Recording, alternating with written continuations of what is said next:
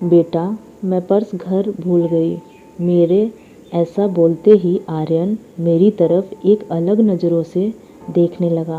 उसे लगा कि आइसक्रीम दिलानी नहीं है, इसलिए दादी बहाने बना रही है।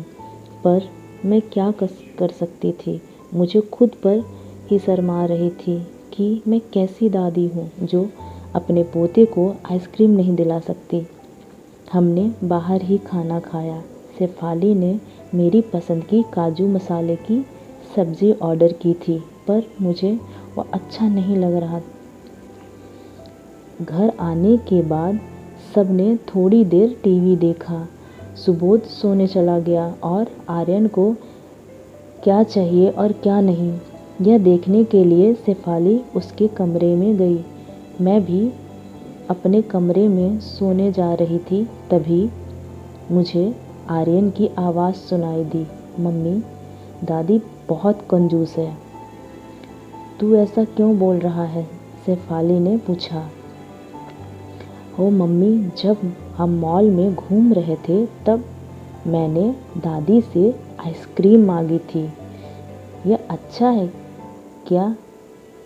मम्मी, क्या बोल रहे हो दादी के बारे में? ऐसा कहने से पहले तुमने सोचा नहीं क्या?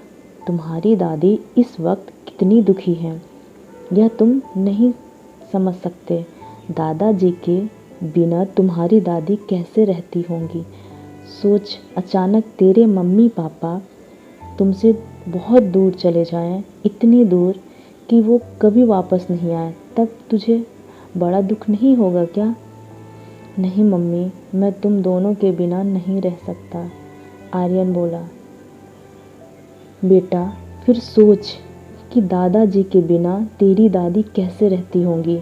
ऐसी स्थिति में हो सकता है कि वो अपना पर्स घर भूल गई होंगी। तूने उन्हें कंजूस कहा, उनका प्यार तुझे दिखाई नहीं दिया क्या?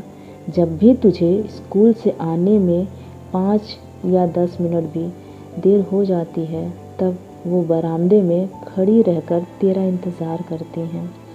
उनके घुटने दर्द करते हैं। फिर भी बेटा, किसी के बारे में राय बनाने से पहले उसके दृष्टिकोण से सोचना चाहिए। ये बातें सुनकर मुझे मेरी बहू पर बहुत गर्व हुआ। अगर मैं उनकी जगह होती तो कभी भी अपने बेटे को इतने अच्छे से समझा नहीं पाती। अगले दिन सुबह सुबह सुबोध ऑफिस चला गया और आर्यन स्कूल। शेफाली भी ऑफिस जाने लगी। जाते जाते उसने मेरे हाथ में कुछ पैसे देने की कोशिश की। यह क्या बेटा, मुझे पैसे की क्या ज़रूरत? मैंने कहा।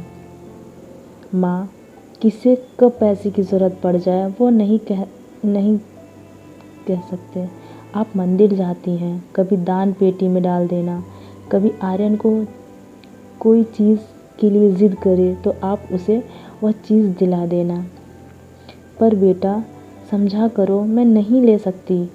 माँ जी, अगर यही पैसे सुबोध ने आपको दिए होते तो क्या आपने मना कर दिया होता? नहीं ना। तो आपकी बहू भी कमाती है, तो आप अपनी बहू से पैसे क्यों नहीं ले सकती? शेफाली की बात सुनकर मेरी आंखों में आंसू आ गए।